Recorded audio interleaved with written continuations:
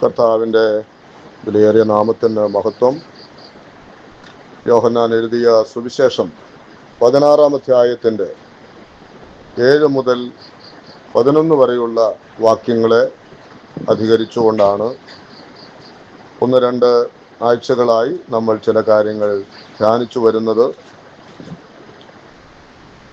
നാം അതിൻ്റെ 16-ാം അധ്യായത്തിൻ്റെ 8 മുതലുള്ള വാക്യങ്ങൾ ഞാനൊന്ന് വായിക്കുന്നു. അവൻ വന്ന് പാപത്തെക്കുറിച്ചും നീതിയെക്കുറിച്ചും ന്യായവിധിയെക്കുറിച്ചും ലോകത്തിന് ബോധം വരുത്തും.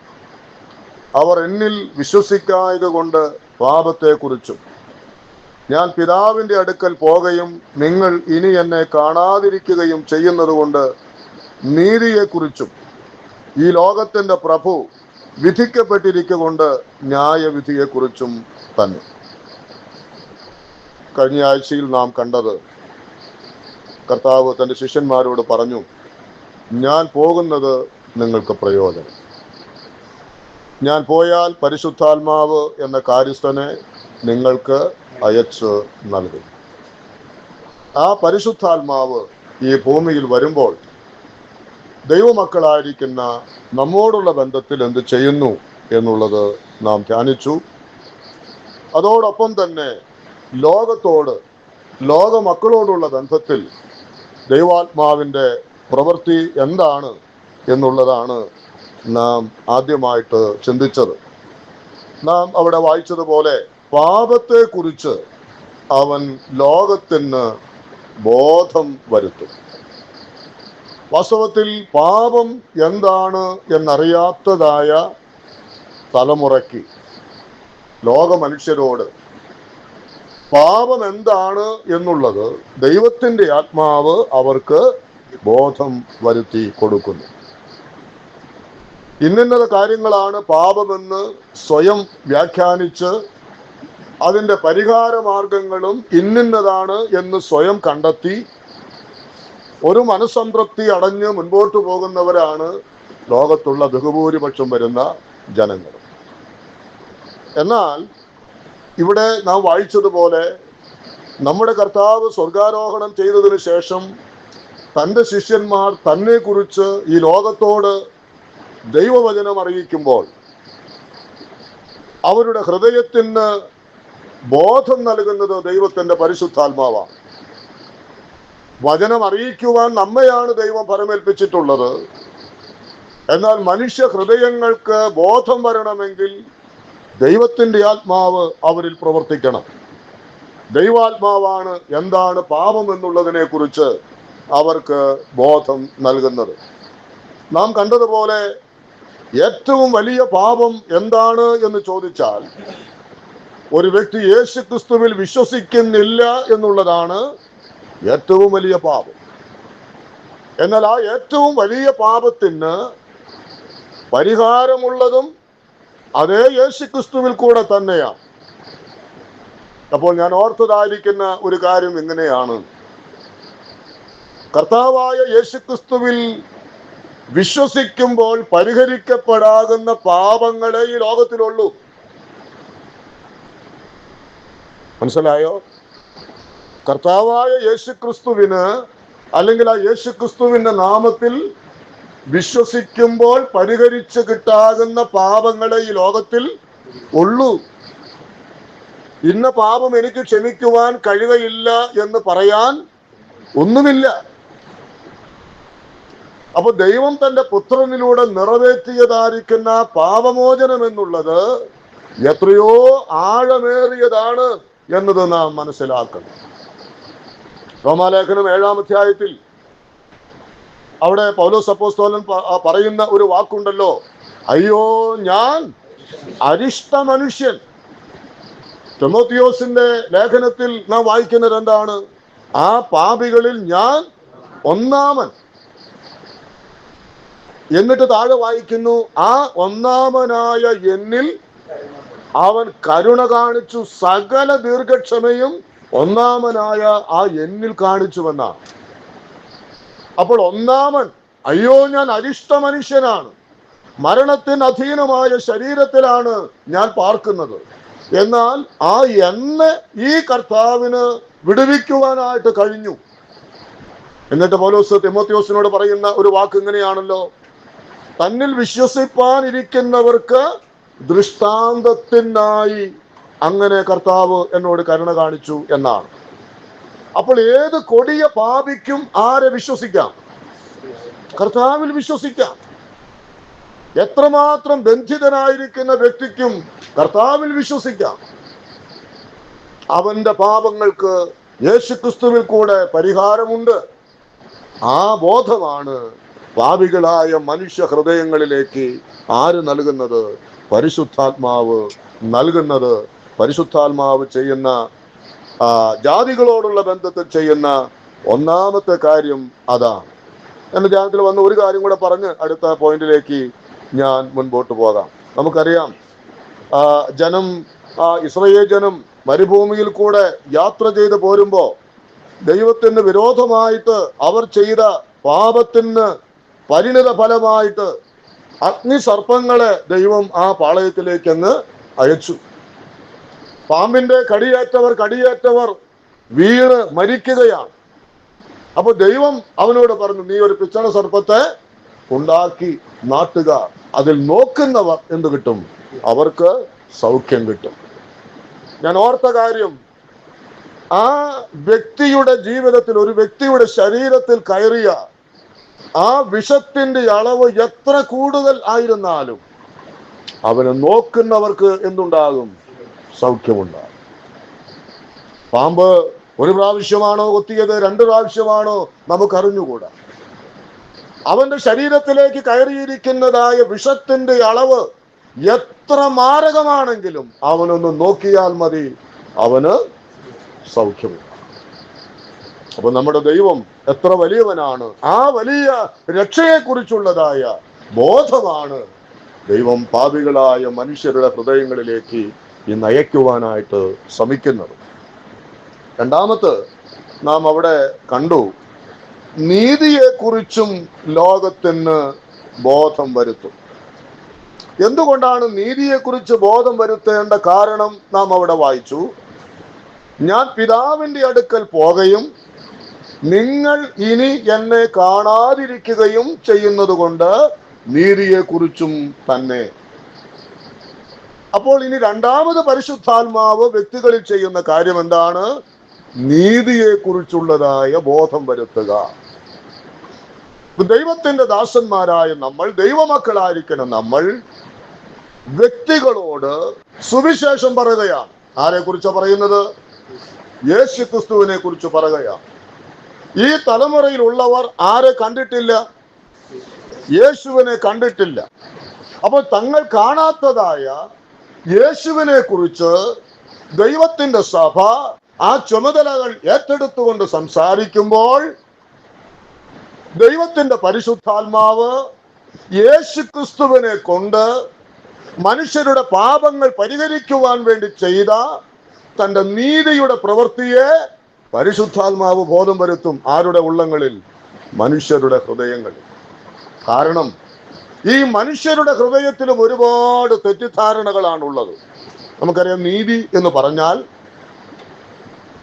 ദൈവത്തിനും മനുഷ്യർക്കും ഇടയിൽ യാതൊരു തെറ്റുമില്ലാത്തതായ ഒരു സാഹചര്യത്തിന്, സന്ദർഭത്തിനാണ് ദൈവത്തിന്റെ നീതി എന്ന് പറയുന്നത്, അല്ലെങ്കിൽ ദൈവത്തിന്റെ ശരി എന്ന് പറയുന്നത്.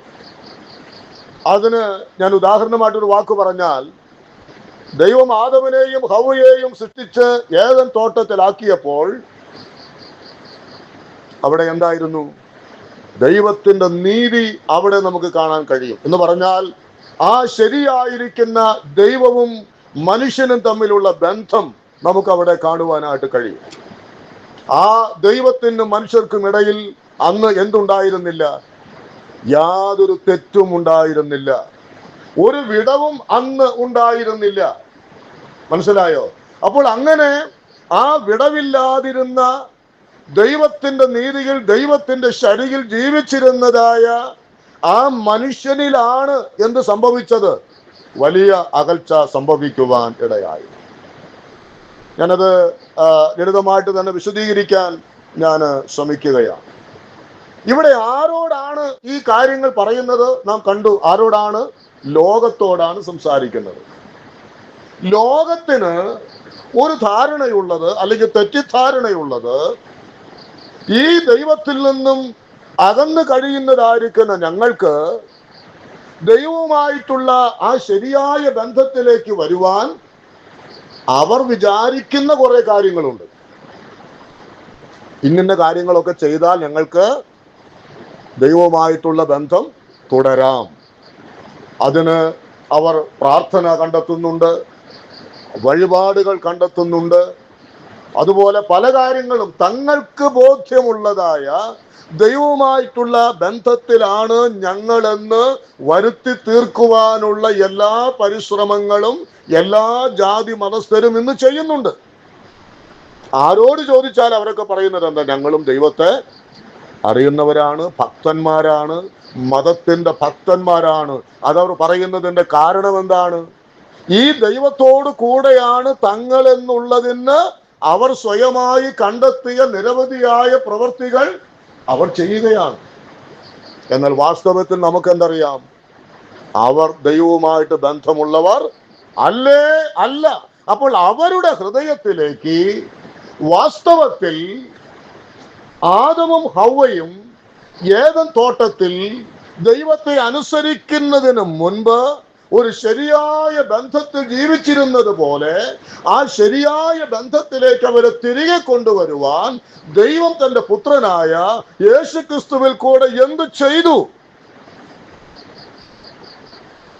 അതാണ് പരിശുദ്ധാത്മാവ് ഹൃദയങ്ങളിലേക്ക് എന്ത് നൽകുന്നത്? ബോധം നൽകുന്നത് എന്നുള്ളത്. നമുക്കറിയാം, നീതി അല്ലെങ്കിൽ നീതീകരിക്കുക, നീതിമാൻ എന്ന് പറയുന്ന ഈ വാക്കുകളൊക്കെ ഒരു കോടതിയിൽ ഉപയോഗിക്കുന്നതായ വാക്കുകളാണ്.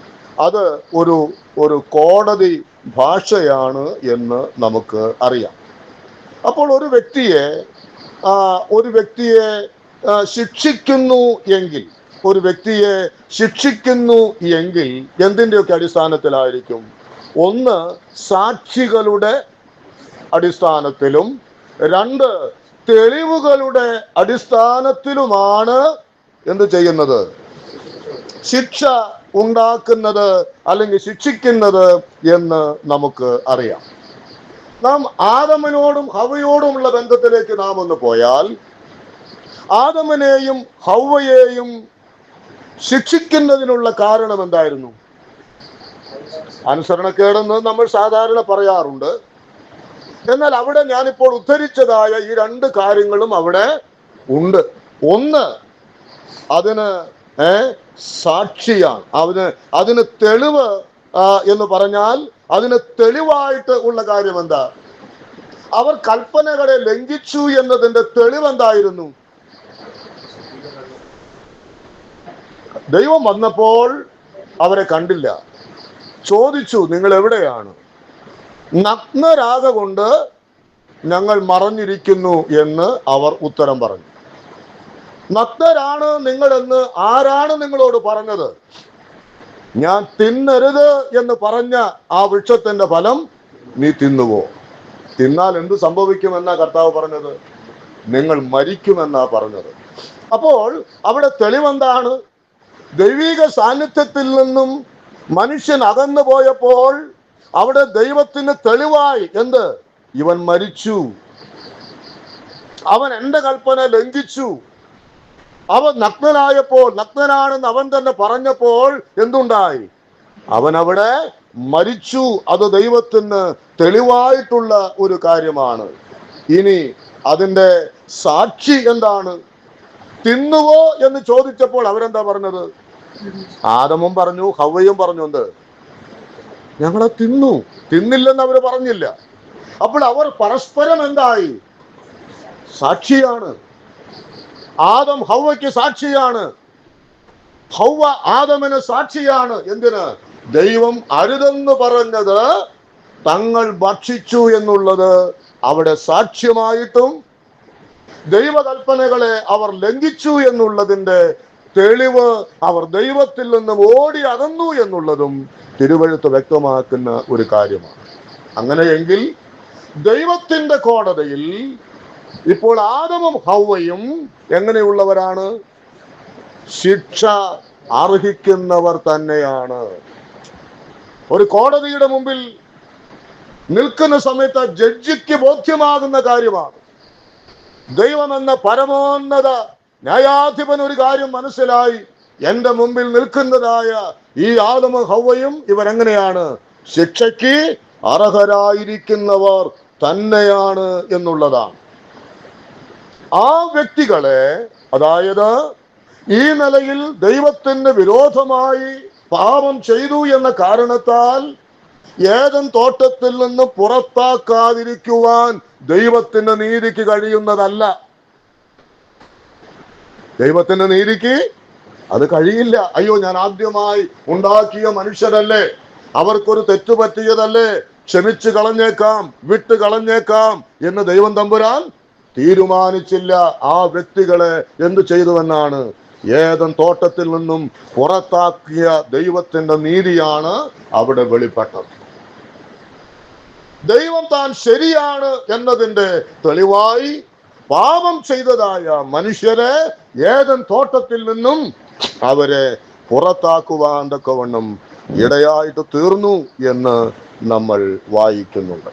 അപ്പൊ ദൈവത്തിന്റെ ദൃഷ്ടിയിൽ മനുഷ്യന്റെ ഭാഗത്ത് ഒരു ശരിയുമില്ലാത്തതായ അനുഭവത്തിലേക്ക് അവൻ മാറ്റപ്പെട്ടു. നമുക്കറിയാം, ഈ കോടതികളിൽ ഒരു ത്രാസ് പിടിച്ച് ഇങ്ങനെ ഒരാള് നിൽക്കുന്നതായിട്ട് നമ്മൾ പടങ്ങൾ കാണാറുണ്ട്, ഇല്ലേ? ആ ത്രാസിന്റെ ഒരു ഭാഗത്ത് ആരാണ്? ഒരു ഭാഗത്ത് ന്യായാധിപൻ, ആ നിയമങ്ങളാണ്, നിയമങ്ങൾ. മറുഭാഗത്ത് ആരാണ്? പാപിയായിരിക്കുന്ന ആ മനുഷ്യനാണ്. ആ ന്യായാധിപൻ നിൽക്കുന്ന സമയത്ത് ആ മനുഷ്യനിൽ എന്തില്ല? ദൈവത്തിന്റെ നീതി അവനിൽ കാണാത്തത് കൊണ്ട് ഏതു സമയത്തും ഈ നിയമത്തിന്റെ ഭാഗത്തേക്കാണ് സൂചി ഇങ്ങനെ തിരിഞ്ഞു നിൽക്കുന്നത്. മനുഷ്യന്റെ ഭാഗത്ത് ഒന്നും തന്നെയില്ല, ശരിയായിരിക്കുന്നതൊന്നും ആ ഭാഗത്ത് കാണുന്നില്ല. എന്നാൽ മനുഷ്യൻ ചെയ്യുന്ന കാര്യം എന്താണ്? എങ്ങനെയും ഒന്ന് ഒപ്പമാകുവാൻ, തന്റെ ഭാരമൊന്ന് കൂട്ടുവാൻ, ആ ദൈവിക നിയമത്തിന്റെ ആ തുല്യതയിലേക്ക് ഒന്ന് വരുവാൻ അവൻ എന്തൊക്കെ ചെയ്യുന്നു? നന്മ പ്രവൃത്തികൾ ചെയ്യുന്നു, വഴിപാടുകൾ നടത്തുന്നു, തീർത്ഥയാത്രകൾ നടത്തുന്നു. ഇതെല്ലാം കൊണ്ടും അവൻ ചിന്തിക്കുന്ന കാര്യം എന്താണ്? എന്റെ കനമൊന്ന് താഴണം, എന്റെ കനം കൂടണം, എന്നിൽ കനം കൂടിയിട്ട് എന്ത് ചെയ്യണം? നിയമത്തിന് തുല്യമായി എന്റെ ജീവിതം ഒന്ന് ആയിത്തീരണം എന്നാണ് മനുഷ്യന്റെ ആഗ്രഹം. എന്നാൽ അത് സാധിക്കുമോ? അത് സാധിക്കുന്നില്ല എന്നുള്ളത് നാം മനസ്സിലാക്കേണ്ട കാര്യമാണ്. കാരണം നാം റോമാലേഖനം 3-ാം അധ്യായം 10-ാമത്തെ വാക്യങ്ങൾ, ഇനി നാം വായിക്കുന്ന ചില വാക്യങ്ങൾ നമുക്ക് വളരെ പരിചയമുള്ളതായ വാക്യങ്ങളാണ്. നാം അവിടെ വായിക്കുന്നത്, ഒരു വ്യത്യാസവുമില്ല, എല്ലാവരും പാപം ചെയ്ത് ഒരുപോലെ ദൈവ തേജസ് ഇല്ലാത്തവരായി തീർന്നു. അതുകൊണ്ട് അതിന്റെ 19-ാമത്തെ വാക്യത്തിലേക്ക് വരുമ്പോൾ, ഏതു വായും അടഞ്ഞ് സർവലോകവും ദൈവസന്നിധിയിൽ ശിക്ഷ യോഗ്യമായി തീരേണ്ടതത്രേ എന്നാണ്. അപ്പൊ ദൈവനീതിയുടെ മുൻപിൽ, ദൈവത്തിന്റെ ശരിയുടെ മുൻപിൽ നട്ടെല്ല് നിവർത്ത് നിൽക്കുവാൻ, അവന്റെ മുൻപിൽ ചെന്ന് അധരം തുറക്കുവാൻ പ്രാപ്തിയുള്ള ഒരൊറ്റ മനുഷ്യ കുഞ്ഞു പോലും ഈ ലോകത്തില്ല. ഒരാൾ പോലും ഇല്ല. ഇത് നമ്മൾ വളരെ ഗ്രഹിച്ചിരിക്കേണ്ട ഒരു കാര്യമാണ്. മാത്രമല്ല, നാം റോമാലേഖനം 6:23 എന്താ വായിക്കുന്നത്? പാപത്തിന്റെ ശമ്പളം മരണമത്രേ എന്നുള്ളതാണ്. അപ്പോൾ ഇതാണ് നാം സുവിശേഷം പറയുന്നതായ വ്യക്തികളുടെ നിലവാരം എന്ന് പറയുന്നത്. എന്താണ് അവരുടെ നിലവാരം? ദൈവത്തിന്റെ കോടതിയിൽ ശിക്ഷായോഗ്യരായി ദൈവത്തിന്റെ മുൻപാകെ കടന്നു ചെന്ന് ദൈവമേ എന്ന് വിളിക്കാൻ പോലുമുള്ളതായ പ്രാപ്തിയില്ലാത്ത, ത്രാണിയില്ലാത്തവരായ മനുഷ്യവർഗം മാറ്റപ്പെട്ടിരിക്കുന്നു. എന്നാൽ നാം അവിടെ റോമാലേഖനം പഠിക്കുമ്പോൾ നമുക്കറിയാം, യഹൂദന്മാരോടുള്ള ബന്ധത്തിൽ പ്രത്യേകിച്ച് ആ കാര്യമൊക്കെ എഴുതുമ്പോൾ അവര് ഈ ദൈവത്തോടുള്ളതായിരിക്കുന്ന ബന്ധം സ്ഥാപിക്കുവാനുള്ള അവരുടെ കഠിനമായ ശ്രമങ്ങളെ നമുക്ക് കാണുവാൻ കഴിയും. ചില വാക്കുകൾ നമുക്കൊന്ന് നോക്കാം. റോമാലേഖനം 2-ാം അധ്യായത്തിന്റെ 17-ാമത്തെ വാക്യത്തിൽ നാം അവിടെ വായിക്കുന്നത്, നീയോ യഹൂദനെന്ന് പേരുകൊണ്ടും ന്യായപ്രമാണത്തിൽ ആശ്രയിച്ചും ദൈവത്തിൽ പ്രശംസിച്ചും ന്യായപ്രമാണത്തിൽ നിന്ന് പഠിക്കുകയാൽ അവന്റെ ഇഷ്ടമറിഞ്ഞും ഭേദാഭേദങ്ങൾ വിവേചിച്ചും ജ്ഞാനത്തിന്റെയും സത്യത്തിന്റെയും സ്വരൂപം ന്യായപ്രമാണത്തിൽ നിന്ന് നിനക്ക് ലഭിച്ചതുകൊണ്ട്. അപ്പോൾ അവനെ കുറിച്ച് നാം വായിക്കുന്നത് എന്താ? പേരുകൊണ്ട് യഹൂദന്മാർ, അല്ലെ? പേരുകൊണ്ട് യഹൂദന്മാർ, പേരുകൊണ്ട് ന്യായപ്രമാണം അവർക്കുണ്ട്, പേരുകൊണ്ട് അവർ ദൈവത്തിൽ പ്രശംസിക്കുന്നുണ്ട്, പേരുകൊണ്ട് ന്യായപ്രമാണത്തിൽ നിന്ന് അവർ പഠിച്ചിട്ടുണ്ട്. അതിൻ്റെ താഴേക്കുള്ള വാക്യങ്ങൾ നമ്മൾ വായിക്കുമ്പോൾ അതിൻ്റെ 28-ാമത്തെ വാക്യത്തിൽ വായിക്കുന്നു, പുറമെ യഹൂദനായവൻ യഹൂദനല്ല. അപ്പോൾ ഇവിടെ നമ്മൾ വായിച്ചതുപോലെ പേരുകൊണ്ട് യഹൂദൻ, പുറമെ അവൻ യഹൂദനാണ്. പുറമെ യഹൂദനാണെന്ന് പറയാൻ കാരണം എന്താണ്? അവൻ പല കാര്യങ്ങളും ചെയ്യുന്നത് കണ്ടാൽ അവനെ കുറിച്ച് എന്ത് പറയും? അവനൊരു യഹൂദനാണ്. ഇനി അടുത്തത്, അക്ഷരത്തിൽ അവൻ പുറമെ അവിടെ വായിക്കുന്നത് അക്ഷരത്തിലല്ല. 29-ാം വാക്യം, അക്ഷരത്തിലല്ല ആത്മാവിലുള്ള ഹൃദയ പരിച്ഛേദന എത്രേ പരിച്ഛേദന. ഇവരുടെ അക്ഷരത്തിൽ ഇവർ പരിച്ഛേദനയേറ്റവരാണ് എന്ന് പറഞ്ഞാൽ എഴുത്തിൽ രേഖയിൽ ഇവരാരാണ്? പരിച്ഛേദനയേറ്റവരാണ്. അപ്പോൾ 3 കാര്യത്തിൽ അവർ അവരെ കുറിച്ച് തന്നെ പ്രശംസിക്കുന്നു. എന്ത്? പേരുകൊണ്ട് ഞങ്ങൾ യഹൂദരാണ്. പിന്നെ എന്തിലാണ്? പുറമേ ഞങ്ങൾ യഹൂദനാണ്, പരിച്ഛേദനയിൽ ഞങ്ങൾ ആരാണ്? യഹൂദനാണ്. എന്നിട്ട് താഴേക്ക് ആ 3-ാം അധ്യായത്തിന്റെ ആദ്യ വാക്ക് എന്താ പറയുന്നത്? എന്നാൽ യഹൂദന് എന്ത് വിശേഷത. ഇവിടെ നാം നമ്മിലേക്കൊന്ന് തിരിഞ്ഞു നോക്കുന്നതും നല്ലതാണ്. ഞാൻ കേവലം പേരുകൊണ്ടൊരു വിശ്വാസിയാണോ? ഞാൻ പുറമേ മാത്രം ഒരു വിശ്വാസിയാണോ? ഞാൻ ഹൃദയ പരിച്ഛേദന വന്ന ഒരു വ്യക്തിയാണോ? പേരുകൊണ്ട് ഞാൻ ആരാണ്? ഞാനൊരു ബ്രദറുകാരനാണ്. പേരുകൊണ്ട് ഞാൻ ആരാണ്? ദൈവമകനാണ്. പേരുകൊണ്ട് ഞാൻ ആരാണ്? ഇന്നതൊക്കെയാണ്. പുറമേ ഞാൻ ആരാണ്? ഞാൻ ദൈവമകനാണ്. കാരണം എന്താ? ഞാൻ ബൈബിൾ വായിക്കുന്നു, ഞാൻ പ്രാർത്ഥിക്കുന്നവനാണ്, ഞാൻ പാട്ടുപാടുന്നവനാണ്, ഞാൻ പ്രസംഗിക്കുന്നവനാണ്, ഞാൻ ക്ലാസ് എടുക്കുന്നവനാണ്.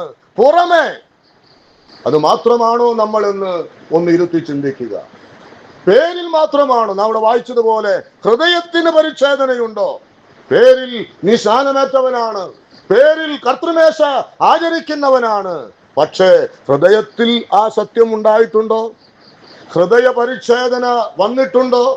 ഇവിടെ ഓർപ്പിക്കുകയാണ്, അല്ല യഹൂദന് എന്താണൊരു വിശേഷത?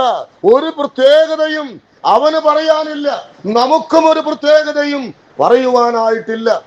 ഞാൻ ഓർപ്പിക്കട്ടെ പ്രിയമുള്ളവരെ, യേശു ക്രിസ്തുവിൽ കൂടെ പിതാവായ ദൈവം നിവർത്തിച്ചതായ ആ നീതിയിൽ നമ്മൾ വിശ്വസിച്ച് അവനാൽ പാപമോചനം പ്രാപിക്കുന്നില്ല എന്ന് വരികിൽ ഈ ബ്രദറുകാർ എന്ന പേരോ, വെള്ളത്തിൽ മുങ്ങി എന്ന പേരോ, യാതൊരു ശുശ്രൂഷകൾ ചെയ്യുന്നു എന്ന പേരോ ഒന്നും ദൈവത്തിന് ഒരു വിശേഷതയും ഉള്ള കാര്യമല്ല. പേരുകൊണ്ട് ഒരു ക്രിസ്ത്യാനിയായിട്ട് ഒരു പ്രയോജനവുമില്ല. പേരുകൊണ്ട് പുറമെ ഒരു ക്രിസ്ത്യാനിയായിട്ട് ഒരു പ്രയോജനവുമില്ല. പ്രിയമുള്ളവരെ, പേരിന് എഴുത്തിൽ രേഖയിൽ ഞാൻ സ്നാനമേറ്റിട്ടുണ്ട് എന്ന് പറയുന്നതിലും യാതൊരു പ്രയോജനവുമില്ല. കാരണം വേദപുസ്തകത്തിൽ നാം അവിടെ വായിച്ചതുപോലെ തന്നെ അവൻ സകലരെയും പാപത്തിന്റെ കീഴ് അടച്ചു കളഞ്ഞിരിക്കുകയാണ്. സകലരെയും അവൻ അടച്ചു കളഞ്ഞിരിക്കുകയാണ്. പേരിൽ ഇതൊക്കെ ഉള്ള അവരെ കുറിച്ച് അതിന്റെ 23-ാമത്തെ വാക്യത്തിൽ നാം വായിക്കുന്നുണ്ട്, നീ ന്യായപ്രമാണ ലംഘനത്താൽ ദൈവത്തെ അപമാനിക്കുന്നുവോ? പേരിലും പുറമേയും ഈ കാര്യങ്ങളെല്ലാം ചെയ്യുന്നു എന്ന് പറയുന്നവർ എന്താ ലംഘിക്കുന്നത്? ദൈവത്തിന്റെ പ്രമാണങ്ങളെ ലംഘിക്കുകയാണ്.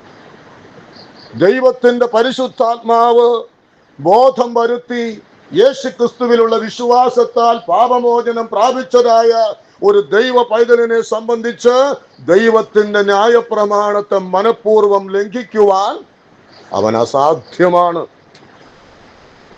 ന്യായപ്രമാണത്തെ ലംഘിക്കാത്തവനെ കണ്ടാൽ നമുക്കറിയാം, ഇവൻ പുറമേ മാത്രമല്ല, അകമേ ഇവൻ യഹൂദനാണ്, അല്ല അവനൊരു ദൈവ പൈതലാണ്. ഇവൻ പേരിൽ മാത്രമല്ല, പ്രവൃത്തിയിലും ഇവൻ ആരാണ്? ഇവനൊരു ദൈവ പൈതലാണ്. ഇവൻ ഹൃദയ പരിച്ഛേദന ഉള്ളവനാണ് എന്ന് നമുക്ക് വ്യക്തമായി അങ്ങനെയുള്ളവരെ കുറിച്ച് കാണുവാനും പറയുവാനുമായിട്ട് സാധിക്കുമെന്നത് നാം മനസ്സിലാക്കേണ്ട വലിയ ഒരു സത്യമാണ്. അപ്പോൾ എങ്ങനെയാണ് ദൈവത്തോട് ശരിയായ ബന്ധം പുലർത്തുവാൻ സാധിക്കുക എന്ന് അറിയുവാൻ പാടില്ലാത്തതായ അന്ധതയിൽ കഴിയുന്നതായ ജനത്തിന്റെ ഹൃദയങ്ങളോടാണ് ദൈവത്തിന്റെ പരിശുദ്ധാത്മാവ് എങ്ങനെയാണ് നിങ്ങൾക്ക്, ഈ പാപം ചെയ്ത നിങ്ങൾക്ക്, ശിക്ഷയ്ക്കർഹരായ നിങ്ങൾക്ക് എങ്ങനെയാണ് ദൈവത്തോട് ബന്ധപ്പെടുവാൻ ശരിയായ നിലയിൽ കഴിയുന്നത്? അതാണ് പരിശുദ്ധാത്മാവ് എന്ത് ചെയ്യുന്നത്? ബോധം വരുത്തി കൊടുക്കുന്നത്. നാം പിന്നെയും ആ 3-ാം അധ്യായത്തിന്റെ, റോമാലേഖനം 3-ാം അധ്യായത്തിന്റെ 5-ാമത്തെ വാക്യത്തിന്റെ ഒടുവിൽ നാം ഇങ്ങനെ വായിക്കുന്നുണ്ട്, ശിക്ഷ നടത്തുന്ന ദൈവം നീതിയില്ലാത്തവൻ എന്നോ? അപ്പൊ ദൈവത്തിന്റെ നീതി എന്ന് പറയുന്നിടത്ത് വളരെ പ്രധാനപ്പെട്ട ഒരു കാര്യമായിട്ട് നിൽക്കുന്നത് എന്താണെന്നറിയാമോ? പാപത്തെ അവൻ ശിക്ഷിക്കും എന്നുള്ളതാണ്. ഒരു കരുണയും കാണിക്കാതെ പാപത്തെ ദൈവം എന്ത് ചെയ്യും? ശിക്ഷിക്കും. ഒരു കോംപ്രമൈസും ആ കാര്യത്തിലില്ല. അവിടെ വായിച്ചതുപോലെ ശിക്ഷ നടത്തുന്ന ദൈവം നീതിയില്ലാത്തത് കൊണ്ടല്ല, ശിക്ഷ നടത്തുന്നത് ദൈവം നീതിമാൻ ആയതുകൊണ്ടാണ്. ആ 3-ാം അധ്യായത്തിന്റെ തൊട്ട് മുകളിൽ ഒരു വാക്യം ഇങ്ങനെ വായിക്കുന്നുണ്ട്, 4-ാമത്തെ വാക്യത്തിന്റെ ഒടുവിൽ, ദൈവം സത്യവാൻ. ദൈവം സത്യവാനാണ്. അതുകൊണ്ട് എന്താ ചെയ്യുന്നത്? ദൈവത്തിന്റെ സത്യത്തിന്റെ മുൻപിൽ പാപം ചെയ്തതായ മനുഷ്യനെ ശിക്ഷിച്ചേ മതിയാകയുള്ളൂ. പാപം ചെയ്ത മനുഷ്യനെ ശിക്ഷിക്കണം. അതാണ് നാം നേരത്തെ വായിച്ചല്ലോ, സർവ്വലോകവും ശിക്ഷായോഗ്യരായി ജീവിക്കുന്നവരാണ്. ഈ കാര്യമാണ് ദൈവത്തിന്റെ നീതിയിൽ ഒന്നാമത് നിൽക്കുന്നതായ കാര്യം. അപ്പോ ദൈവവും മനുഷ്യനുമായിട്ടുള്ള ആ നല്ല ബന്ധത്തിൽ നിന്നും അവൻ ദൈവത്തിന്റെ വചനത്തെ ലംഘിച്ചു എന്ന കാരണത്താൽ ദൈവം അവനിൽ തെളിവും അവന് സാക്ഷിയുമായി തീർന്നത് കൊണ്ട്, അല്ലെങ്കിൽ അവനിൽ അങ്ങനെ കണ്ടെത്തിയത് കൊണ്ട് അവനെ ശിക്ഷിക്കാതിരിക്കുവാൻ ദൈവത്തിന് ഒരു കാരണവശാലും സാധ്യമല്ല. ദൈവം അവനെ ഏദൻ തോട്ടത്തിൽ നിന്നും പുറത്താക്കുവാൻ തീരുമാനിച്ചു എന്നുള്ളത് നമുക്ക് മനസ്സിലാക്കുവാൻ സാധിക്കുന്ന ഒരു കാര്യമാണ്. ഇനി രണ്ടാമതായി ഈ ദൈവനീതിയിൽ ഉൾപ്പെടുന്ന രണ്ടാമത്തെ കാര്യം എന്താണ്? പരമോന്നത ന്യായാധിപനായി നിൽക്കുന്നവനായ ദൈവം തന്റെ മുൻപാകെ പാപം ചെയ്തതായ മനുഷ്യനെ ശിക്ഷിക്കുക എന്നത് അവന്റെ നീതിയാണ്. എന്നാൽ അപ്പോൾ തന്നെ ആ നീതിയുള്ള ന്യായാധിപൻ ചിന്തിക്കുന്ന ഒരു കാര്യം, ഇല്ല, ഇവനെ നശിപ്പിക്കുവാൻ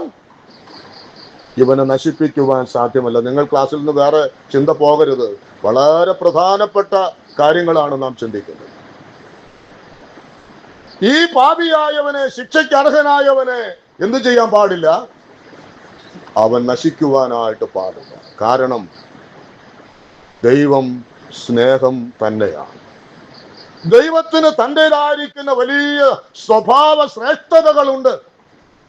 അവൻ സ്നേഹവാനാണ്, കരുണയുള്ളവനാണ്, ദയാലുവാണ്, ക്ഷമിക്കുന്നവനാണ്, അവൻ സഹിക്കുന്നവനാണ്. ആ സ്വഭാവത്തിൽ നിന്നും കാലാനുസൃതമായി ഒരു മാറ്റവും വരുത്തുവാൻ അവന് സാധിക്കുന്നതല്ല. അവനാണ് നമ്മുടെ ദൈവം. അവൻ സത്യവാനായ ദൈവം തന്നെയാണ്. അതേ പ്രിയമുള്ളവരെ, നാം വായിക്കുമ്പോൾ ഈ ആദാമിനെ ആ പാപം ചെയ്തു പുറത്താക്കാതിരിക്കുന്നത് ദൈവത്തിന്റെ നീതിയല്ല. എന്നാൽ പുറത്താക്കുന്നതിന് മുൻപ് തന്നെ ദൈവം തന്റെ സ്നേഹത്തെ അവിടെ എന്ത് ചെയ്തു? അവിടെ പ്രദർശിപ്പിച്ചു. എങ്ങനെ നമുക്കറിയാം? അവിടെ ഒരു വാഗ്ദത്തം നൽകി. പുറത്താക്കുന്നതിന് മുൻപ് തന്നെ ദൈവം അവനെ ഞാൻ സ്നേഹിക്കുന്നു, ഈ നഷ്ടപ്പെട്ടതായിരിക്കുന്ന ആ ബന്ധത്തിലേക്ക് വീണ്ടും തിരികെ കൊണ്ടുവരുവാൻ ഇതാ മനുഷ്യ, ഞാൻ നിന്റെ മുൻപാകെ ഒരു വാഗ്ദത്തം വെക്കുകയാണ്. സ്ത്രീയുടെ സന്തതി സർപ്പത്തിന്റെ തലയെ തകർക്കും. അതാണ് ദൈവത്തിന്റെ സ്നേഹത്തിന്റെ പ്രകടനം. ദൈവം സ്നേഹവാനാണ്. ഒരേ സമയം തന്നെ ആദമിന്റെയും ഹവ്വയുടെയും മുൻപിൽ നിൽക്കുന്ന പരിശുദ്ധനായ ദൈവത്തിന് അവരെ ശിക്ഷിക്കാതിരിക്കുവാൻ സാധ്യമല്ല. അപ്പോൾ തന്നെ അവരെ സ്നേഹിക്കാതിരിക്കുവാനും ആ ദൈവത്തിന് സാധ്യമല്ല. താൻ അവരെ സ്നേഹിക്കുന്നു എന്നുള്ളതിന്റെ വ്യക്തമാക്കുന്ന ചിത്രമാണ് അവിടെ നമുക്ക് കാണുവാനായിട്ട് കഴിയുന്നത്.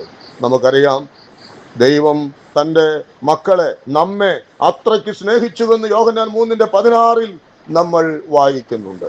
പ്രിയമുള്ളവരെ, തെറ്റില്ലാത്തതായ ആ ബന്ധത്തിലേക്ക് നമ്മെ തിരികെ കൊണ്ടുവരിക, അത് ദൈവത്തിന്റെ മാറ്റമില്ലാത്ത ഒരു പദ്ധതിയാണ്. റോമാലേഖനം 3:24 നമ്മൾ വായിക്കുന്ന ഒരു വാക്ക് ഇങ്ങനെയാണ്, അവന്റെ കൃപയാൽ എന്നുള്ള വാക്ക്. 6-ാം അധ്യായത്തിന്റെ 23 പാപത്തിന്റെ ശമ്പളം മരണമത്രേ എന്ന് പറഞ്ഞിട്ട് അടുത്ത വാക്ക് പറയുന്നതെന്ന്, എങ്കിലും യേശു ക്രിസ്തുവിലുള്ള കൃപാവരമോ. അപ്പോൾ ദൈവത്തിന്റെ നീതിയിൽ എല്ലാവരും ശിക്ഷായോഗ്യരാണ്. എന്നാൽ അവിടെ വെളിപ്പെടുന്ന ഒരു ദൈവകൃപയുണ്ട്. ശമ്പളം മരണമാണ്, പക്ഷെ അവിടെ വെളിപ്പെടുന്ന ഒരു കൃപാവരമുണ്ട്. അവിടെ വെളിപ്പെടുന്നതായ ദൈവത്തിന്റെ സ്നേഹമുണ്ട്. അത് നമ്മൾ മനസ്സിലാക്കണം. അപ്പോൾ ഈ കാര്യങ്ങളൊക്കെ ആരാണ് പാപിയുടെ ഹൃദയത്തിലേക്ക് ബോധം വരുത്തേണ്ടത്? ദൈവത്തിന്റെ പരിശുദ്ധാത്മാവാണ്. ആ ബോധം പരിശുദ്ധാത്മാവ് നൽകുന്നില്ലെങ്കിൽ നമുക്കൊന്നും ചെയ്യാൻ കഴിയില്ല. നമുക്ക് മുൻപോട്ട് പോകാം. ഞാൻ നേരത്തെ പറഞ്ഞല്ലോ, ആ ദൈവനീതിയിൽ രണ്ടാമത്തെ കാര്യമായിരിക്കുന്ന അവനെ സ്നേഹിക്കുക എന്നുള്ള, അല്ലെങ്കിൽ അവനോട് കൃപ കാണിക്കുക, അവനോട് കൃപാവരം കാണിക്കുക എന്നുള്ള ആ ദൈവിക പദ്ധതിയിൽ വരുന്ന 1-2 വാക്കുകൾ ഞാൻ നിങ്ങളോട് പറയാം. ഒന്ന്, അവനെ വീണ്ടെടുക്കണം. നാം 24 നാം വായിക്കുന്നു, അവന്റെ കൃപയാൽ ക്രിസ്തുവേശുവിങ്കലെ വീണ്ടെടുപ്പ് മൂലം. അപ്പോൾ യേശു ക്രിസ്തുവിൽ കൂടെ ദൈവം പ്രവർത്തിച്ചതായ ആ വീണ്ടെടുപ്പിന്റെ വേലയിൽ കൂടെ എന്താണ് ദൈവം ആഗ്രഹിച്ചത്? നഷ്ടപ്പെട്ടു പോയതായ ഈ ബന്ധത്തിലേക്ക് മനുഷ്യനെ തിരികെ കൊണ്ടുവരിക, ശരിയായ ബന്ധത്തിലേക്ക് മനുഷ്യനെ കൊണ്ടുവരിക. വീണ്ടെടുക്കുക എന്ന് പറഞ്ഞാൽ അതിൻ്റെ ലളിതമായ അർത്ഥം എന്താണ് എന്ന് ചോദിച്ചാൽ, വിലയ്ക്ക് വാങ്ങി പുറത്തു കൊണ്ടുവന്ന് സ്വതന്ത്രരായി വിടുക. അതാണ് വീണ്ടെടുപ്പ് എന്ന വാക്കിന്റെ അർത്ഥം. ഒന്ന്, അവനെ വിലയ്ക്ക് വാങ്ങുക. നഷ്ടപ്പെട്ടു പോയതിനെയാണ് വീണ്ടും വിലയ്ക്ക് വാങ്ങുന്നതിനെയാണ് വീണ്ടെടുപ്പെന്ന് നമുക്കറിയാം. അത് ഒന്നുകൂടെ ഒന്ന് ലളിതമാക്കുകയാണ്. അവനെ ഇങ്ങ് വിലയ്ക്ക് വാങ്ങുക മാത്രമല്ല, അവനെ പുറത്തു കൊണ്ടുവരിക, എന്നിട്ട് അവനെ സ്വതന്ത്രനായി വിട്ടയക്കുക. കിണറിൽ വീണ് കിടക്കുന്ന ഒരുവൻ രക്ഷയ്ക്ക് വേണ്ടി അവൻ നിലവിളിക്കുമ്പോൾ അവനെ ആ കയത്തിലേക്ക് ഇറങ്ങിച്ചെന്ന് കൈക്ക് പിടിച്ച് അവനെ പുറത്തേക്ക് കൊണ്ടുവന്ന് ആ കിണറിന്റെ വക്കത്ത് ഇരുത്തിയിട്ട് പോകുകയല്ല ചെയ്യുന്നത്. പിന്നെന്താ ചെയ്യുന്നത്? മകനെ, നീ സ്വതന്ത്രനായി പോയിക്കൊള്ളുക എന്ന് പറഞ്ഞ് വിടുക. അതാണ് ശരിക്കും വീണ്ടെടുപ്പ് എന്ന വാക്കിന്റെ അർത്ഥമായിരിക്കുന്നത്. അങ്ങനെ അവനെ വീണ്ടെടുത്ത് പുറത്തു കൊണ്ടുവരുന്ന ആ കാര്യങ്ങൾക്ക് വചനം നൽകുന്ന 1-2 വാക്കുകളുണ്ട്. നീതീകരണം. നീതീകരണം എന്ന് പറഞ്ഞാൽ അതിന്റെ അർത്ഥം കുറ്റവിമുക്തരാക്കണം എന്നുള്ളതാണ്. അവനെ കുറ്റവിമുക്തൻ ആക്കണം. നീതീകരണം സമം കുറ്റവിമുക്തനാക്കുക. കുറ്റവിമുക്തനാകാതെ ശരിയായ ബന്ധത്തിലേക്ക് മടങ്ങി വരാൻ ഈ വ്യക്തിക്ക് കഴിയുകയില്ല, മനുഷ്യന് കഴിയുകയില്ല. രണ്ടാമത്തെ വാക്കാണ് അവനെ കുറ്റവിമുക്തനാക്കുക എന്നത് മാത്രമല്ല, അവനെ നീതിമാനാക്കണം, അവനെ കുറ്റമില്ലാത്തവൻ ആക്കണം. ഇനി നിന്നിൽ യാതൊരു കുറ്റവും ശേഷിക്കുന്നില്ല, നീ പാപിയല്ല, നീ നീതിമാനാണ് എന്ന് ദൈവം അവനെ നോക്കി പറയണം. അങ്ങനെ കുറ്റമില്ലാത്തവൻ ആണ് ശരിയായ ദൈവിക ബന്ധത്തിലേക്ക് വരുവാൻ അവന് സാധിക്കുകയുള്ളൂ. നിങ്ങൾ ബൈബിൾ വായിച്ചൊന്നിരിക്കണ്ട, ഞാൻ പറഞ്ഞു ശ്രദ്ധിച്ചാൽ മതി, അല്ലെങ്കിൽ ഇതും മനസ്സിലാവില്ല, വായിക്കുന്നതും മനസ്സിലാവില്ല. നീതീകരണം കുറ്റവിമുക്തരാക്കുക, നീതിമാൻ അവനെ കുറ്റമില്ലാത്തവനാക്കുക. അപ്പോൾ പാപിയെ ശിക്ഷിക്കണം, പാപിയെ രക്ഷിക്കണം. പാപിയെ ശിക്ഷിക്കണം, ദൈവത്തിന്റെ സ്നേഹം അതിന് സമ്മതിക്കുന്നില്ല. അവനെ വീണ്ടെടുക്കണം, അവനെ കുറ്റവിമുക്തനാക്കണം, അവനെ കുറ്റമില്ലാത്തവനാക്കണം. എന്താ മാർഗം? നീതിയുള്ള ന്യായാധിപന്റെ മുമ്പിൽ ഒരു ചോദ്യമാണ്, ഇതെങ്ങനെ സാധിക്കും? ന്യായാധിപന്റെ ആഗ്രഹം എന്താണ്? പാപി ശിക്ഷിക്കപ്പെടണം, എന്നാൽ അവൻ നശിക്കാൻ പാടില്ല. എന്താ മാർഗം? അവിടെയാണ് ആ ഉൽപ്പത്തി പുസ്തകത്തിൽ തന്നെ നാം കാണുന്നു ഒരു സ്ത്രീയുടെ സന്തതി. പഴയ നിയമത്തിൽ നമ്മൾ വായിക്കുന്നുണ്ട്, ആർ എനിക്ക് വേണ്ടി പോകും. എന്തിനാ പോകുന്നത്? ലോകത്ത് ചെന്ന് കാഴ്ച കണ്ട് തിരിച്ചു വരാനല്ല. നഷ്ടപ്പെട്ടു പോയതായിരിക്കുന്ന എന്റെ സൃഷ്ടിയെ, എന്റെ കൈകൾ കൊണ്ട് സൃഷ്ടിച്ചതായ മനുഷ്യനെ, അവനെ വീണ്ടെടുക്കണം, അവനെ നീതിമാനാക്കണം, അവനെ നീതീകരിക്കണം. ആരതിനു വേണ്ടി പോകും? എബ്രായലേഖനം 10-ാം അധ്യായത്തിന്റെ 7-9 വാക്യങ്ങൾ നമുക്കറിയാവുന്ന വാക്യമാണ്. ഇതാ ഞാൻ വരുന്നു, പുസ്തക ചുരുളിൽ എന്നെ കുറിച്ച് എഴുതിയിരിക്കും, ഇതാ നിന്റെ ഇഷ്ടം ചെയ്യുവാൻ ഞാൻ വരുന്നു. ഇതാരാ പറഞ്ഞത്? നമ്മുടെ കർത്താവാണ്. അവൻ എന്താ അവന്റെ പ്രത്യേകത? അവൻ ദൈവത്തിന്റെ പുത്രനാണ്, അവൻ പാപമില്ലാത്തവനാണ്. ഇത് നമുക്ക് കാണാതെ അറിയാകുന്ന കാര്യമാണ്. അതുകൊണ്ട് അതിന്റെ ഗൗരവം നാം കുറച്ച് കാണുവാനായിട്ട് പാടില്ല. അവൻ പാപമില്ലാത്തവനാണ്, അവൻ പാപം അറിയാത്തവനാണ്. എന്നാൽ അവന്റെ മേൽ എന്താക്കി? അവന്റെ മേൽ ദൈവം അവനെ പാപമാക്കി, അവന്റെ മേൽ പാപം ചുമത്തി. നമുക്കറിയാം, ചുമത്തപ്പെട്ട പാപവും കൊണ്ടാണ് അവൻ എവിടേക്ക് കയറിയത്? ക്രൂശിന്മേൽ കയറിയത്. ആ സംഭവത്തെ കുറിച്ച് ഈ റോമാലേഖനം 3-ാം അധ്യായത്തിൽ വിവരിക്കുന്ന 1-2 വാക്യങ്ങൾ കൂടെ പറഞ്ഞിട്ട് ഞാൻ ഇന്നത്തെ ക്ലാസ് അവസാനിപ്പിക്കാം. അതിന്റെ 3-ാം അധ്യായത്തിൽ 25-ാമത്തെ വാക്യത്തിൽ നാം വായിക്കുന്നത് എന്താണ്? വിശ്വസിക്കുന്നവർക്ക് അവൻ തന്റെ രക്തം മൂലം പ്രായശ്ചിത്തമാകുവാൻ ദൈവം അവനെ പരസ്യമായി നിർത്തി. ദൈവം തന്റെ പുത്രനെ പരസ്യമായി നിർത്തി. എന്താ നാം മനസ്സിലാക്കേണ്ടത്? പരസ്യമായിട്ട് നിർത്തിയ ദൈവപുത്രനെ നോക്കുമ്പോൾ ഇപ്പോൾ നാം എന്താ കാണുന്നത്? ഒരു പാപി അനുഭവിക്കേണ്ടതായ മുഴുവൻ ശിക്ഷകളും ഏറ്റുവാങ്ങിക്കൊണ്ട് ക്രൂശിൽ കിടക്കുന്ന ദൈവ കുഞ്ഞാടിനെയാണ് നമ്മൾ അവിടെ കാണുന്നത്. എന്തിനാണ് അങ്ങനെ കിടത്തിയത് എന്ന് നാം അവിടെ വായിക്കുന്നത്? താൻ നീതിമാനും യേശുവിൽ വിശ്വസിക്കുന്നവനെ നീതീകരിക്കുന്നവനുമാകേണ്ടതിന് ഈ കാലത്ത് തന്റെ നീതിയെ പ്രദർശിപ്പിക്കാൻ തന്നെ അങ്ങനെ ചെയ്തത്. എങ്ങനെ ചെയ്തു? തന്റെ പുത്രനെ പരസ്യമായി നിർത്തി. പരസ്യമായി നിർത്തിയതിലൂടെ വെളിപ്പെട്ട കാര്യം എന്താണ്? താൻ നീതിമാനാണ്. ഈ ഞാൻ ഉയർത്തിയ പുത്രനിൽ വിശ്വസിക്കുന്നവർക്ക് എന്തുണ്ട്? കുറ്റവിമുക്തിയുണ്ട്. അവനിൽ പാപമില്ലാതാക്കി മാറ്റുവാൻ എനിക്ക് സാധിക്കും. അവനെ പരസ്യമായി നിർത്തിയപ്പോൾ ദൈവം തന്റെ നീതിയെ അവിടെ പ്രദർശിപ്പിച്ചു എന്ന് പറഞ്ഞു. ഒരു പാപി എങ്ങനെയാണ് ശിക്ഷിക്കപ്പെടുക എന്നുള്ളതും ദൈവം മനുഷ്യനെ എങ്ങനെ സ്നേഹിക്കുന്നു എന്നതിൻ്റെയും പ്രദർശനമായിരുന്നു കാൽവറിയുടെ ക്രൂശ്. റോമാലേഖനം 5-8 നാം വായിക്കുന്നുണ്ട്, ക്രിസ്തുവോ നാം പാപികളായിരിക്കുമ്പോൾ തന്നെ നമുക്ക് വേണ്ടി മരിക്കുകയാൽ ദൈവം തനിക്ക് നമ്മോടുള്ള സ്നേഹത്തെ പ്രദർശിപ്പിക്കും.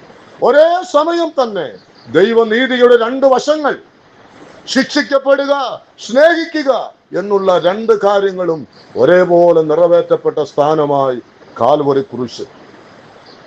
നാം ഇവിടെ വായിച്ചു കേട്ടതുപോലെ ദൈവം തന്റെ പുത്രനെ പരസ്യമായി നിർത്തിയിരിക്കുന്നു. എന്നിട്ട് നാം അവിടെ വായിക്കുന്ന അടുത്ത വാക്ക് എന്താണെന്ന് അറിയാമോ? ദൈവം തന്റെ പൊറുമയിൽ മുൻകഴിഞ്ഞ പാപങ്ങളെ ശിക്ഷിക്കാതെ വിട്ടു. അവിടെ പൊറുമ എന്ന് പറഞ്ഞാൽ ആ വാക്കിന്റെ അർത്ഥം എന്താണെന്ന് അറിയാമോ? ദൈവത്തിന്റെ ഒരു സ്വഭാവമാണ് അത് വെളിപ്പെടുത്തുന്നത്. പൊറുമ എന്ന് പറഞ്ഞ സഹിക്കുക. ഞാൻ പൊറുത്തു എന്ന് നമ്മൾ പറയാറില്ല. ഇതെന്തുമാത്രം ഞാൻ പൊറുത്തു എന്ന് പറഞ്ഞാൽ അതിന്റെ അർത്ഥം ഞാൻ എന്തുമാത്രം ഇത് സഹിച്ചു എന്നാണ്. അപ്പൊ ദൈവം തന്റെ സഹന ശക്തിയിലാണ് എന്ത് ചെയ്തത്? മുൻകഴിഞ്ഞ പാപങ്ങളെ നമ്മെ ശിക്ഷിക്കാതെ വിട്ടത്.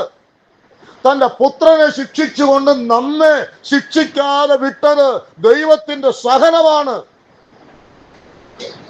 റോമർ 9:24 നമ്മൾ വായിക്കുന്നുണ്ട്, ദൈവം ദീർഘക്ഷമയോടെ നമ്മെ സഹിച്ചു എന്നാണ്. ദൈവം നമ്മെ അത്രയ്ക്ക് സഹിച്ചു. എന്നിട്ടാണ് ദൈവം നമ്മെ വീണ്ടെടുത്തത്. അങ്ങനെയാണ് ദൈവം തന്റെ നീതിയെ പ്രദർശിപ്പിച്ചത്. എന്നിട്ട് ഈ പാപിയായ മനുഷ്യനോട് വിളിച്ചു പറയുന്ന ഒരു കാര്യമുണ്ട്: യേശുവിൽ വിശ്വസിക്കുക. യേശുവിൽ വിശ്വസിക്കുക. വിശ്വസിക്കുന്നവർക്ക് അവന്റെ രക്തം മൂലം പാപമോചനം, പ്രായശ്ചിത്തം, വീണ്ടെടുപ്പ്, നീതീകരണം, നീതിമാനാകുന്ന അവസ്ഥ നിങ്ങൾക്കുണ്ട് എന്നുള്ളതാണ്. അപ്പൊ ഞാൻ എൻ്റെ വാക്കുകളെ അവസാനിപ്പിക്കട്ടെ. പ്രിയപ്പെട്ടവരെ, നമ്മുടെ കർത്താവായ യേശുക്രിസ്തുവിനെ കുറിച്ച് ഇന്ന് ദൈവം നമുക്ക് നൽകുന്ന അവസരങ്ങളിൽ യേശുക്രിസ്തുവിൽ വിശ്വസിക്കുക, പാപിയായ മനുഷ്യ എന്ന് നാം വിളിച്ചു പറയുമ്പോൾ, അവർ കണ്ടിട്ടില്ലാത്ത യേശുവിനെ കുറിച്ച് പറയുമ്പോൾ, തങ്ങളുടെ പാപപരിഹാരത്തിന് വേണ്ടി ആ ദൈവപുത്രൻ എന്ത് ചെയ്തു? ദൈവനീതിയുടെ പ്രദർശനമായിരുന്നു അവിടെ നടന്നത് എന്ന കാര്യം നാം വിളിച്ചു പറയുമ്പോൾ, ദൈവത്തിന്റെ പരിശുദ്ധാത്മാവ് വേണം എന്ത് ചെയ്യാൻ? പാപത്തെക്കുറിച്ചുള്ള, നീതിയെക്കുറിച്ചുള്ള ബോധം അവർക്ക് നൽകി കൊടുക്കുക. ദൈവം നമ്മെ സഹായിക്കട്ടെ. നമ്മോടുള്ള ബന്ധത്തിലും ദൈവത്തിന്റെ പരിശുദ്ധാത്മാവ് ഈ കാര്യം ബോധം തന്നതുകൊണ്ടാണ് നാം ഇന്ന് ദൈവമക്കളായിട്ട് ഇവിടെ ആയിരിക്കുന്നത്. ഞാനിന്ന് ഓർത്ത ഒരു കാര്യം, നമ്മളൊക്കെ പ്രാർത്ഥിക്കുന്ന എത്രയോ വിഷയങ്ങൾക്ക് ദൈവം ഉത്തരം തരുന്നുണ്ട്. എന്നാൽ പലപ്പോഴും ആത്മാക്കൾക്ക് വേണ്ടിയുള്ള പ്രാർത്ഥനയിൽ നമ്മൾ ചോദിക്കുന്നത് പോലെ ഉത്തരം കിട്ടുന്നില്ല. എന്റെ ചിന്ത ശരിയാണോ തെറ്റാണോ എന്ന് എനിക്ക് അറിഞ്ഞുകൂടാ. നാം പ്രാർത്ഥിക്കുന്ന ഒരു വിഷയത്തിൽ ആ വിഷയത്തിന്റെ മേൽ നമ്മുടെ ദൈവത്തിന് സ്വാധീനമുണ്ട്, അവന് പ്രവർത്തിക്കാൻ കഴിയും. എന്നാൽ ഒരു പാപിയുടെ മേൽ നാം കണ്ടു, പുറത്തു നിന്ന് അവനെ ബോധം വരുത്തുവാനേ ആർക്ക് കഴിയൂ? പരിശുദ്ധാത്മാവിന് സാധിക്കും. അവനെ രക്ഷിക്കുന്നതും വീണ്ടെടുക്കുന്നതും ഒക്കെ ദൈവം തന്നെ. പക്ഷേ ആ ബോധം വരുത്തുമ്പോൾ അവൻ എന്തുണ്ടാകണം? അവനതിൽ പ്രതികരിക്കണം. ആ പ്രതികരണം എവിടെയാണോ സംഭവിക്കുന്നത് അവിടെയാണ് മാനസാന്തരം ഉണ്ടാകുന്നത്. അവിടെയാണ് നമ്മുടെ പ്രാർത്ഥനയ്ക്ക് ഉത്തരവും. ദൈവം കരുണ ചെയ്യട്ടെ. നമുക്ക് പ്രാർത്ഥിക്കാം. ഈ നിലയിൽ വരുന്ന നാളുകളിൽ നമ്മിലൂടെ നിവർത്തിക്കപ്പെടുന്നതായ ശുശ്രൂഷകളിൽ അനേക പാപികളുടെ ഹൃദയങ്ങളിൽ ഈ നിലയിലുള്ള ബോധം ദൈവത്തിന്റെ ആത്മാവ് വരുത്തുമ്പോൾ, ഞാനൊരു പാപിയാണ് എന്ന് പറഞ്ഞ് ദൈവം മുൻപാകെ കവിണ്ണ് വീണ് പാപങ്ങൾ ഏറ്റുപറയുവാൻ അനേകർക്ക് ദൈവം ഇടം നൽകുമാറാകട്ടെ. നമുക്ക് പ്രാർത്ഥിക്കാം. കർത്താവിന്റെ നാമം വാഴ്ത്തപ്പെടുമാറാകട്ടെ.